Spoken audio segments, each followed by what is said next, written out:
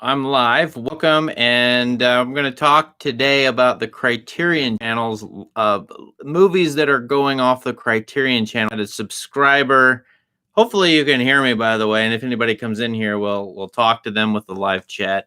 Subscriber Zachary suggested that I talk about Criterion Channel's movies that are going off the Criterion Channel because I think for a lot of reasons, and I know some of you don't subscribe to Criterion Channel or can't, and I don't get paid by them. I'm not a shill for them, but I do recommend it because it's great in-depth presentation of movies, older movies, classic movies, movies from around the world. Sort of our one streaming service that I know of that still curates classic movies and great movies important to film history and that sort of thing, as well as just plain old good movies that you might like. So, I mean, for example, you contrast Netflix and they have a classic movie genre, and it's just Stripes with Bill Murray is a classic movie according to Netflix, which you might enjoy that. But I mean, Netflix and Amazon don't really curate things and don't really promote movies the way that Criterion does. Now, the question always for these streaming services is, how do you determine what you watch? The number one problem with all of us is we don't have enough time. So what do you watch and what don't you watch? What do you prioritize? And I found that for myself, that's a very challenging question because like you, I'm strapped for time and there's never enough of it. So I always want to watch every single movie I want to watch. I want it to be great, or at least good or helpful in some way. So I have found that looking at Criterion Channel, you could do this with Netflix or whatever, that you look up whatever's leaving the channel, and then you know to watch that stuff because it may never come back on the channel. You may never have another, say, free opportunity. Of course, you're subscribing, but a free opportunity to watch those movies. And this has been the best way I've found to sort of whittle down all of the vast choices that we have. It's amazing. It's great, but there's also, a problem with having too many choices that you just have a hard time choosing. At least I do sometimes. So the best way to do that might be to talk about what's leaving these channels. And for now, I'll just leave it with the Criterion Channel. And we'll just talk about what's going off of it. And if you don't subscribe to Criterion Channel, you're going to still get something perhaps out of this live stream, which I'll keep short and sweet, hopefully. Although we'll see if anybody shows up here in the live chat room. I just put out a Christopher Nolan video, and that's been fun to converse with all of those people. It's gotten a few views. So I'm looking at Criterion Channel's what's leaving in September 2020. And I found a few things. Most of these I've not seen, and that's going to be the case with pretty much everybody. And I'll suggest movies that I'm actually intrigued by and tell you why. But the ones I like, or I think you should watch, the first one that pops off is at the very top of my list. It's Orson Welles' The Magnificent Ambersons, which I like the book a lot. And it's okay. I don't want to talk too much about reading, but Booth Tarkington, probably the great American novelist who's totally forgotten or almost, wrote the book. It's a really interesting book about conspicuous consumption and the decline of great American families. And Orson Welles read the book or something and took that book and converted it into a movie, which is probably the greatest loss or known loss in film history, or one of them, is Orson Welles' final cut of his second movie made after Citizen Kane, The Magnificent Ambersons. And so that was the problem with Welles throughout his career. What would always haunt him or trouble him and bother him was that, the studios were messing with his cuts. And that's what happened. If I recall, the story is that he went down to South America. He had cut the movie, and this final cut went down to South America to do some World War II propaganda stuff. And the studio cut his and reshot the end of Magnificent Ambersons. So for historical value alone, I would watch that movie. It's only 90 minutes. And you'll see the weird mix of Welles's brilliance in the Citizen Kane era with these weird moments of cutting that don't make a lot of sense, that shorten the movie, that cut out some of the plot. And so that would be one I would definitely try if I were say, a film student or interested in Welles in general, which I am. I really like Welles. The other one, there's another Orson Welles movie here going away on Criterion, which is The Stranger. Strange movie. Orson Welles plays the bad guy, a German, I think an ex-Nazi. And this is during the post-World War II period where there's a lot of paranoid developing about infiltration, spies, ex-Nazis running around the world on the loose.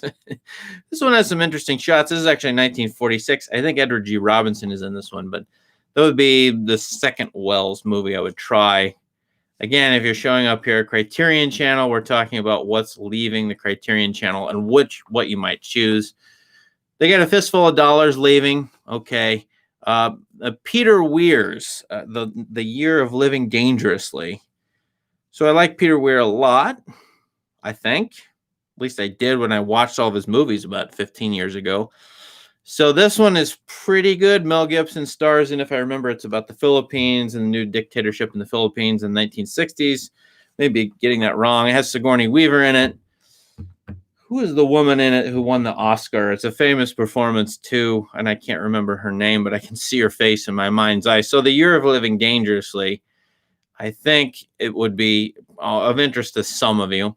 Now, I notice a lot of these movies leaving are from the Criterion Channel are from the Western Noir series, which I did a live stream about. And if you're going to watch any of these, I actually might recommend watching Strange Movie, The Lust for Gold. I'm not sure why I would recommend that, except it has a strange structure. It has 20 minutes, a big flashback. There's the whole middle of the movie, and then another 20 minutes. Compares the modern period of 1945-ish, more 49, to the olden days, the Old West. And it's really, and that one too, if I remember correctly, has a fear of Germans, ex-Nazis. Not in this movie, ex-Nazis, but Germans coming in, infiltrating, screwing things up, very greedy people. I don't know what it is with Americans and Germans at this time. Well, that makes a lot of sense. All right.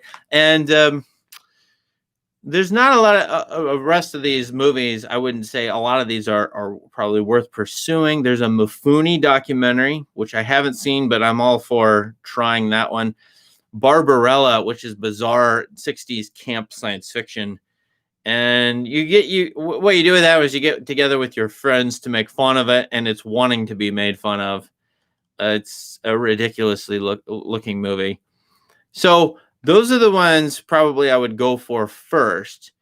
I'm looking at it. The movie Lamb I want to watch because it's for children, I think, and it's like a boy and his animal movie, and our family really likes those.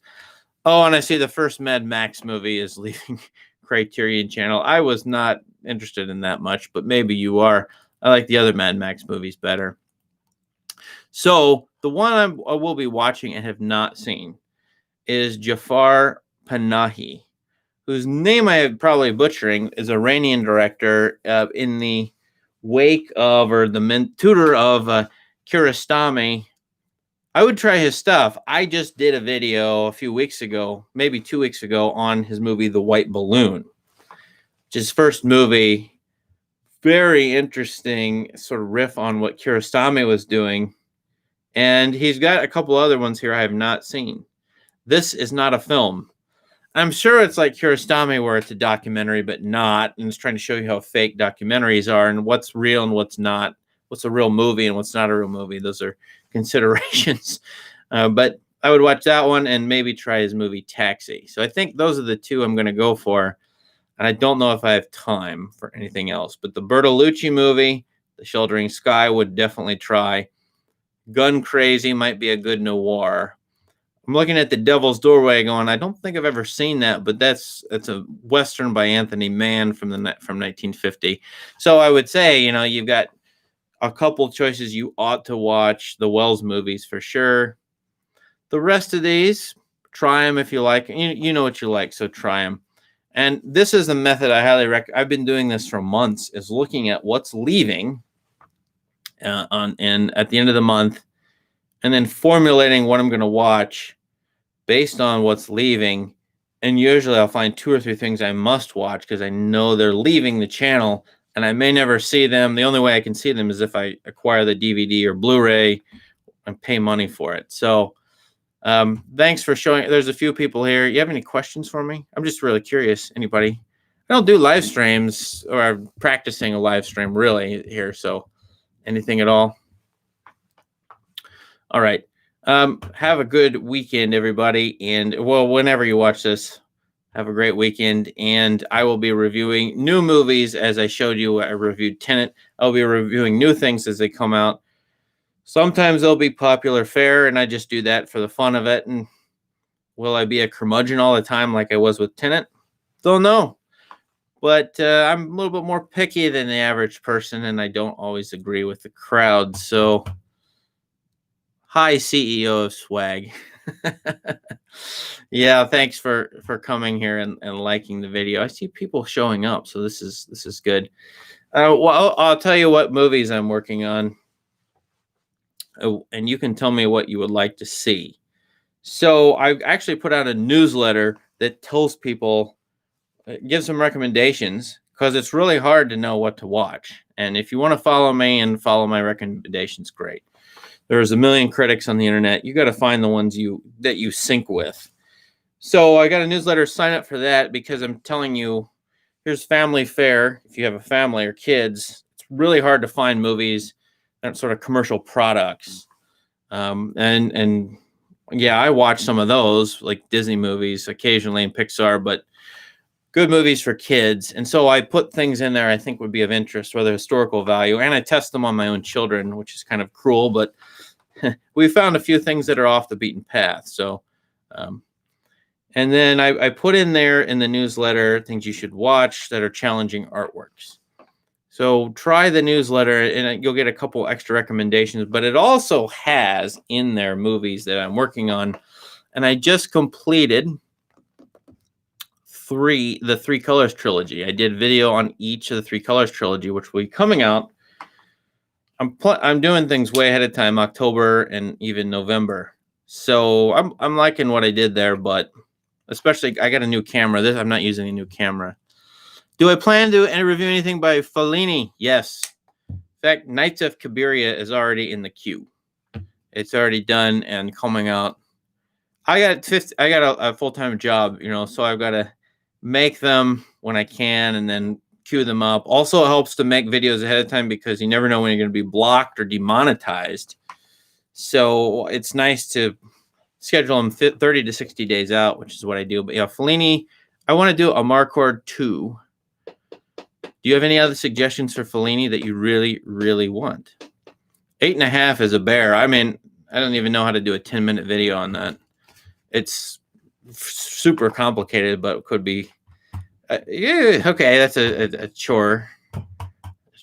Tricky. Yeah, so Fellini, for sure. Actually, there's a box set from Criterion coming out. That would be nice to review if I only had the funds to purchase it. So we'll see. One of these days, maybe they'll ship me a free Fellini box set. For those who are just joining, I see several people showing up. Just shooting the breeze live stream. I was telling you all about what to watch on the Criterion Channel because it's leaving. And I was saying there are a couple Orson Welles movies. There's a Peter Weir movie, and a few of the Western noirs that I've talked about in another live stream. So, Barbarella too. Yeah, that's ridiculous. But if you like stupid movies, Barbarella, it's deliberately stupid.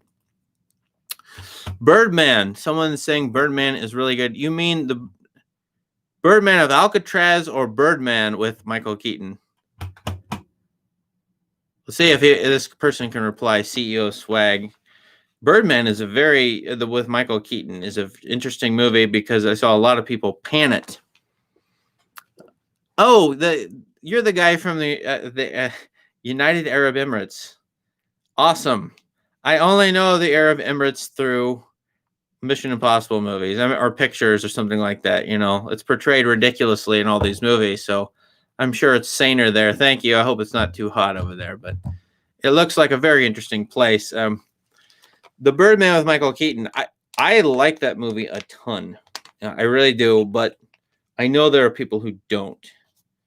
And the reasons I like it are not its formal experimentation, although that's interesting, but it's a highly literary movie. And with complex characters. Obviously, it's playing with some sort of meta stuff with Keaton's own career as being Batman, and then him sort of not being the great actor he was. And so I like that movie, and I would probably do a video on it. I like what it's doing with the Raymond Carver short story material. I like it sort of. So I'm 40 years old, and I dude movies. I don't know about you guys, but I really sort of there's been a lot of them lately. Hostiles with Christian Bale was one. The Wind River, Hell or High Water. They sort of disaffected middle-aged guys. The Batman movies were sort of about that, especially The Dark Knight Rises, and it's a little bit easier for me to identify with those characters than maybe other movies. So that's why I might gravitate towards Birdman. But I just thought it was highly literary and very interesting ending. So I could do a video on that. I did like it a lot. Am I watching Thinking of Ending Things at midnight? My sleep schedule is I go to bed early, so I'll probably watch it 8 a.m. My plan is to watch it and review it and try to get a video out instantly on Friday morning so that it sort of beats most people to it. But yeah, I just can't stay up anymore, and what that was a college thing. So if you watched it at midnight, feel free to somehow chime in and see me, or yeah, I'll make the video and you can comment on it. I don't know what to expect, and I haven't read anything about it at all. I usually, and I'll tell you this is dead true, I go to see movies and I know nothing or nearly nothing. I don't watch trailers, or when I'm in the movie theater, I don't watch the trailers. I'm on my phone because I just don't like to be spoiled. I don't like to have expectations. I think that's a good thing, not to be too high or too low. It sort of messes with perception, I think. Even then, it's hard to review a movie because you're reviewing from your own standpoint. But yeah, I don't watch trailers, so I don't know what's in this. I know Jesse Plemons is in it, and I know Charlie Kaufman wrote it and directed. That's it. Anybody else have a question? All right, you guys are great. Oh, do you watch any TV shows? I never know what TV shows to watch anymore. There are just so many of them, and I get so many recommendations that I don't have the time. A TV show I'm watching Better Call Saul. And it's not that because I'm a Breaking Bad aficionado. I actually almost forget that entire series. Not that, I mean, I think it was quite well done, but Better Call Saul is just the cinematography in it and some of the directing in it is really good. And I don't know where that story is going at all. It's in season 5, and I'm still kind of clueless and I forget things, but I watched that. What are the ones am I watching? Also, the other problem is I have a wife, and she has to like the show. So the two of us have to agree, and sometimes that's not so easy. Sometimes it is. You know, I always liked Arrested Development a lot, the first 2 seasons. So I would recommend that if you, because I thought it was funny, and it was a funny take on the Iraq War and that period of time. I'm drawing a blank, but I have a few TV. Deadwood. That's the cinematic TV show to watch. The one that has, every single character is extremely complex, and every single character speaks differently, which just blows me away that they did that show in that way. I don't think, I'm just surprised that you write TV shows that way. There's a lot of TV shows that have good, complex, rich characters, but Deadwood, for sure. Which filmmaker would you consider the best? That's why I love these live streams. I don't even know what the questions are until you bring them. And then I don't think I've ever answered these questions. And then the best filmmaker ever? I don't think there is one. I mean, you can't just say one. So I would tend to go with Welles and this is a basic. Everyone say this. Welles and Tarkovsky and Kieślowski, if I'm doing my Polish right, the Polish people. What I like, so here's my taste. I like stories and I like images and sound. So some directors are all about just images and great looking stuff or just mind-blowing, bizarre stuff. And then sound design, you know, some people are into that or better with that. And the story's not really there. There's not much story, right? Some people are really into story, narrative, plot. Those are different things, but literary characters, trying to relate the plots to real life. And I like directors who sort of combine all of that. So that goes against some film theory stuff, but yeah, I tend to gravitate towards them. So the directors I go to watch right now, Alexander Payne. I'll go to every single one of his movies right when they come out. Asghar Farhadi. I probably am butchering that. Iranian director. I will watch every single one of his movies instantly as soon as I can, because they meet those requirements for me. I watch Nolan every single time right when he comes out because I just think he's thrilling, but this Tenet movie was terrible, mostly. Pardon me if Nolan fanboys, but it was. Favorite filmmaker last decade? That's a tough one. I mean, its favorite being what? Like advancing film theory and narrative, or just fun, or what? I don't know. Farhadi is a good candidate. I don't know. I think he's culturally translatable, but he's speaking to me as an American Midwesterner. So there you go. A filmmaker, I like Aronofsky. Why? I don't know. I didn't like Black Swan, but I thought Mother is a fabulous movie. And I'm going to say that because in the face of 0% of people liking it, or whatever it is, it was a ridiculously low number. I thought that was a very interesting movie. So I will defend that one. And I'm trying to think of others. Actually, I don't know. Right off bat, I'll think about that. Part of it, and part of my problem is I have no time. I'm not doing this professionally or for a living, so I do it in my free time, and I'm probably missing a few I should know. How did I get into movies? It's just like everybody else. Wasn't it Star Wars? Watching movies as a 4-year-old. I remember watching Star Wars on HBO as a 4 or 5-year-old.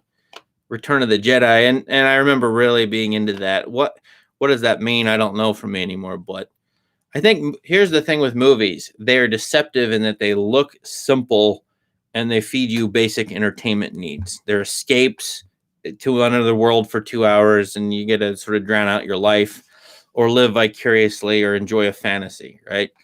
And they are so basic that a 4-year-old, maybe less than that, can really, really love a movie or dig it and get into it. So they're that basic, but they're tricky because they're as complex as any art form ever made. Probably the most complex art form because they're based on words, images, and sound all combined. And then the editing is fragmented too. So to watch a movie for the first time all the way through and be competent at understanding it for a very good, rich, complex movie is impossible, I think. People watching Tenet are telling me to watch it a second time because they think I didn't understand it. And the truth is, I can see a lot in a movie very quickly or on first viewing. And a lot of you probably can do that too because you're well trained. But I probably am missing, if I'm watching a Fellini movie for the first time, I'm probably missing 98% of it. I get the basics, and I see some cinematography and editing stuff. I see something that repeats. I hear sounds that repeat. But you're dealing with a great movie. You're probably missing 98% of it, and thus it rewards you on rewatching it 15, 20 times in different parts of different phases of your life.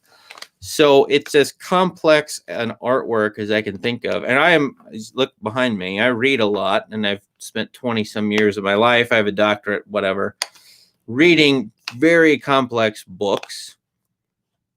Complex according to other people, right? I mean, the Divine Comedy, this is something I know and have taught a lot, but a movie can be just as complex, I think.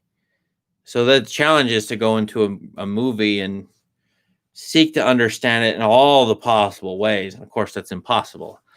So it's really thrilling to meet a movie you love, and then you get to know it over time. And I'm sure you have had that same experience. I got some questions about Portuguese movies. What are the great Portuguese movies? Honestly, I'm blanking on Portuguese movies I've seen, but I'm going to guess that Portugal probably has some great stuff that I don't know about. That's why I depend on you guys. I've had commenters from Russia tell me some Russian movies to watch I never heard of, and they're free on YouTube in HD, and it's great. So maybe there's a Portuguese movie that, tell me, I'm missing something. I'm racking my brain, but I can't think of one offhand. Sorry. Turkish, yeah, what was that Turkish movie?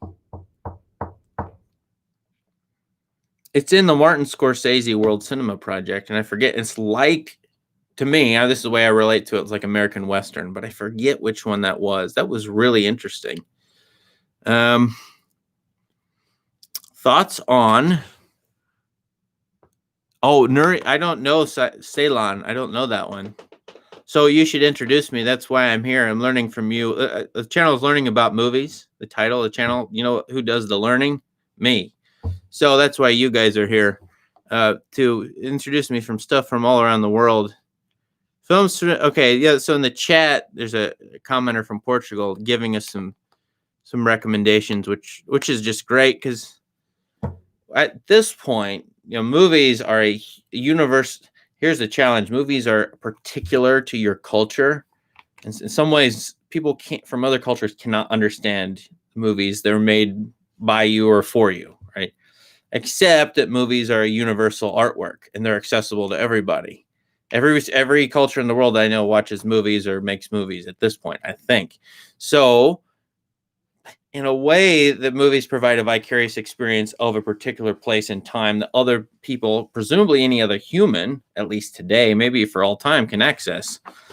That's art in general, but the idea that we can somehow communicate through a movie when we can't through other means is really interesting. And so that's why you would watch movies from around the world.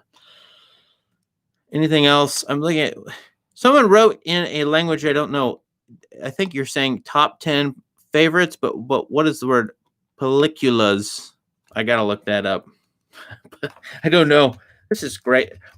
So guys, if you're guys or ladies, I had started this channel. I had no idea what was going on with the camera work and whatnot, so bear with me on that. So the stuff is getting better, I think, as far as YouTube videos, but I had no clue that this channel would get audiences from, or people from around the world, which I started this really just from my naive American point of view, I suppose. And now here you all are, Turkish, all kinds of people. So this is great. And that's why I would recommend reading the comments on the videos, because you're going to see comments from people all over the place who love the same movies you do, but they have different perspectives on it. Popular movies. Top 10 popular favorites. Is that what you mean by películas? I don't know. I don't know if that's what I'm not sure what I should say about that. What do I think of Sir Laurence Olivier's adaptation? Oh my goodness. Can of worms, man. Did you see that there's a Shakespeare book behind me? Oh, there it is. Right there. Right there. So I know Shakespeare decently well. And then I get to an adaptation and I go, I don't know about that. So Henry V is a very interesting one, because then you got the Branagh version too of Henry V for Olivier, and compare them. I think Olivier was good for his time. I don't identify with him as well, probably, as I ought to. So I like Wells's Shakespeare a lot. Chimes at Midnight. I mean, that is a fabulous interpretation of the Henry the Fourth, Part 1, I think, through Henry V. And then Othello is pretty, let's see.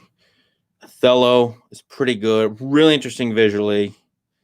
And yeah, so that's and As You Like It, Olivier's As You Like It is interesting, but the Branagh version is not great, but it's set in Japan, and then it's curious. I really like that play. That's why I mentioned that one. So, yeah, those are the two I remember of Olivier. Oh, thank you for the Spanish there. Yeah, I'm sorry. I should know Spanish, but I don't. German, I know some German. I think 2 of 3 people are asking for top 10 movies. So that's a tricky one. I'll tell you what I'm going to do with top 10 movies is, when the British Film Institute releases their Sight and Sound poll, which they do every 10 years. And really interesting historical document to keep track of tastes of critics and directors every 10 years. I've been doing this for 60 years. They've done 6 or 7 of these polls. I'll probably put out a video or series of videos just saying what, one, I think of the poll, two, because I think it's bad mathematical methodology and trying to determine what the best movies are ever. They have a screwy system. It's kind of silly about how to count votes, but I think it's also worthwhile at that point to talk about what the top 10 movies would be. And of course, there's so many different criteria, but I think we should talk about it then. At the moment, people, you're gonna just flog me for this, but Citizen Kane, I've studied that movie a lot. And it relates to the real world so well. It's so well done. Interesting backstory there, and so I think so many great reasons to say Citizen Kane is still good. It's still worth watching and still interesting, even though, I know that's cliche or it's what everyone else would say. The poll, are you saying the poll is coming out in early 2021? I thought it was 2022. I thought it was on the 2s, but maybe you're right. So then it's coming out really soon. I don't have a vote in that poll, and I don't know. I'd probably simulate what I would say, and I would really be interested in what you all say, because, different perspectives around the world. So that's a good question, top 10. I like The Mirror by Tarkovsky a lot. But, the top 10 lists are always sort of like, do I say what personally affected me? Or do I say what I think humanity in the future ought to watch? Or what you right now should watch? Or what was the most influential or the most complex? So I just gave you 6 different criteria for saying what the top 10 movies ever are. Unfortunately, and you're probably going to flog me for this too, I would say Star Wars, because it changed movie history and it's so beloved and so profoundly influential on all the directors today are quoting it in their movies. And so how can you not say Star Wars given what it did, even though it's space opera, science fiction, it's sort of like pieces together all kinds of stuff. I don't know. So you got to have a Hollywood movie in there if you're going to do top 10 movies ever. And you got to have probably a Russian movie or something like that. So do you do a worldwide list? Do you do it over the decades? You do genres? I don't know. That's hard. That's really hard.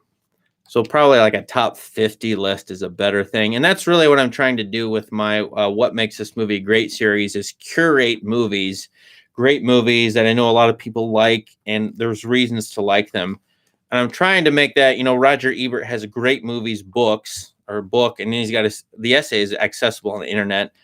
And there's probably a couple other projects like that, but to do a video series on YouTube, I don't know that's been done. Maybe it has, but that's what I'm trying to do with What Makes This Movie Great. Is give you here's 200. I don't know what number I'll end at, but 250. Here's 300 movies. Go for it, and you probably can't go wrong with that list. And movies on that list will go by the wayside. So I'm missing some comments here. Top 10 films, Hamlet.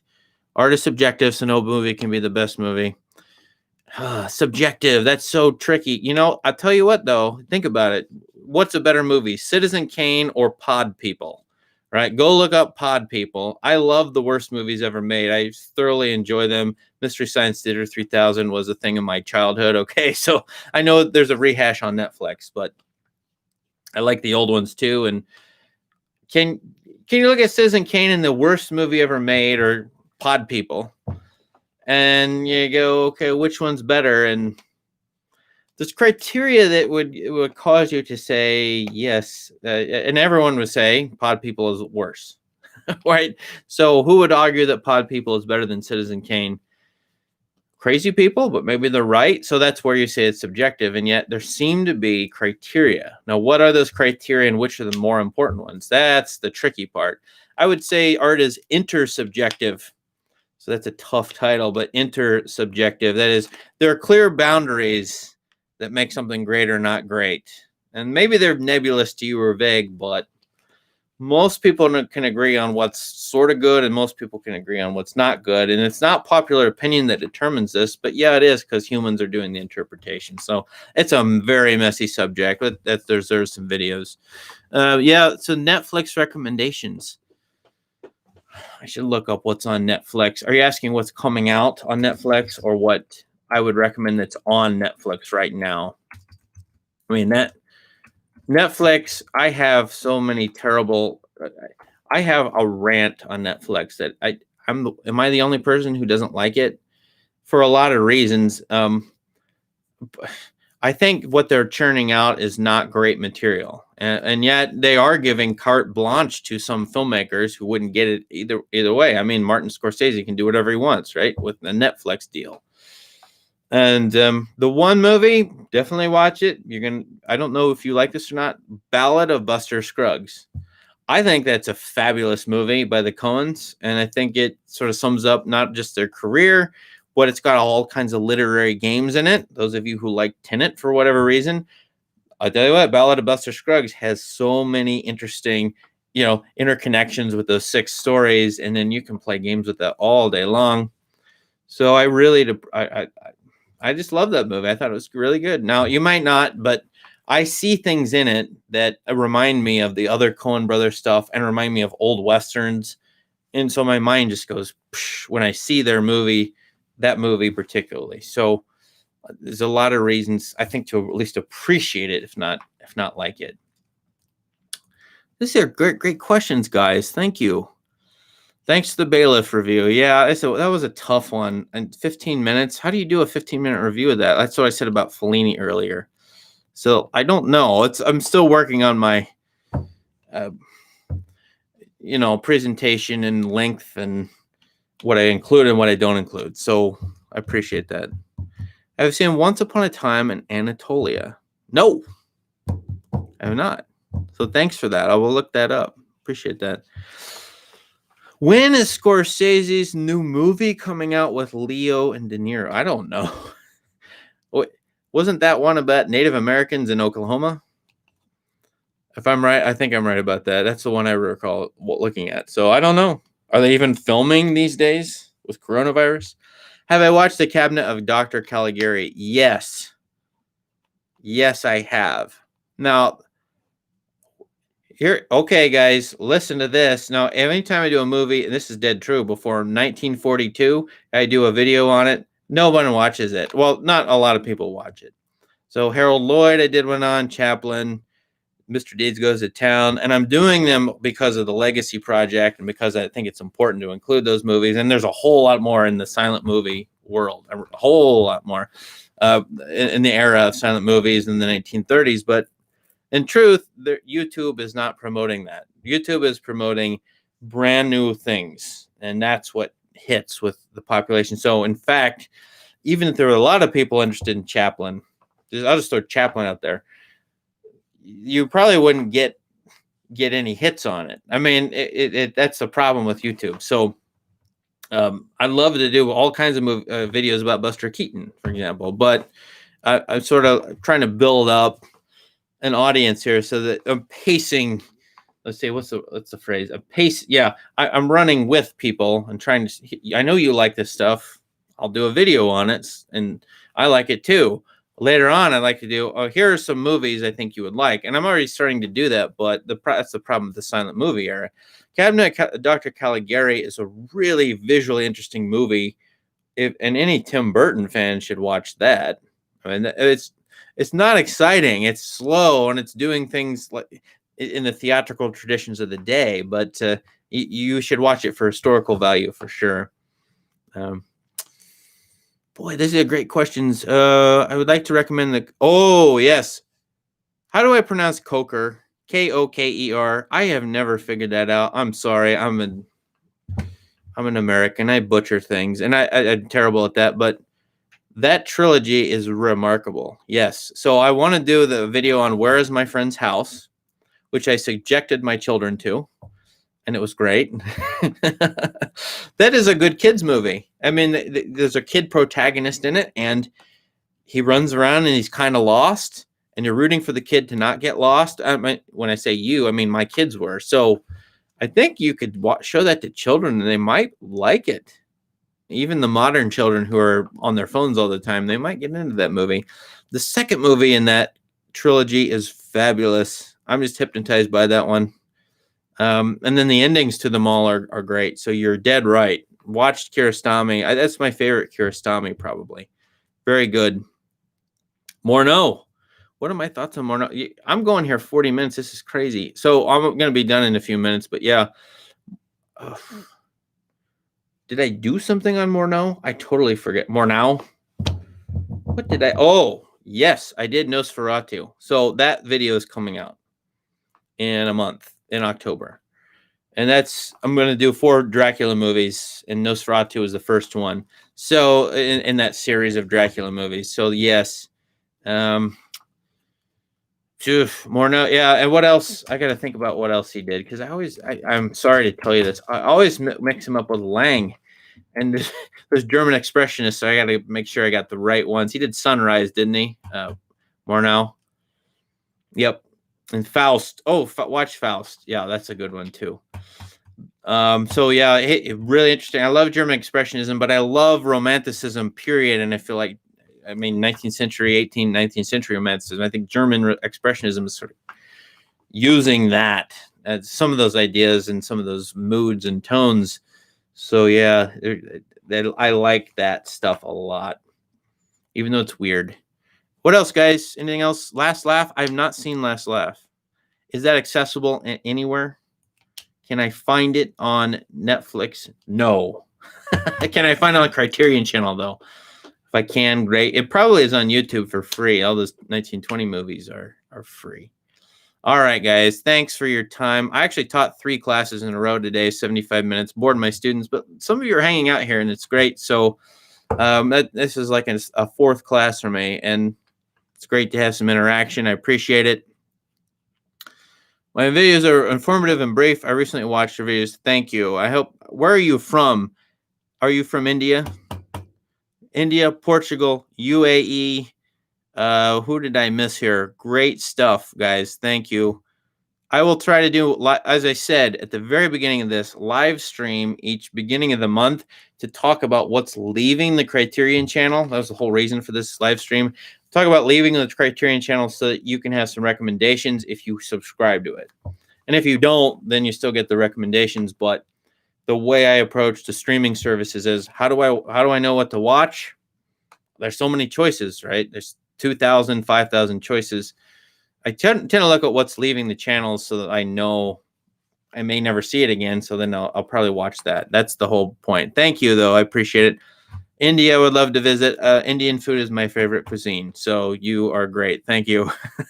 And every one of you have great, I'm sure, I don't know Portugal and Turkey, but the great cinematic tradition. So keep it up. Keep it up however you want. Make movies and make good movies. and ones that are ones that speak to us. Let's put it that way. So thank you for watching. Appreciate it. Take care. Have a great day. Have a great weekend.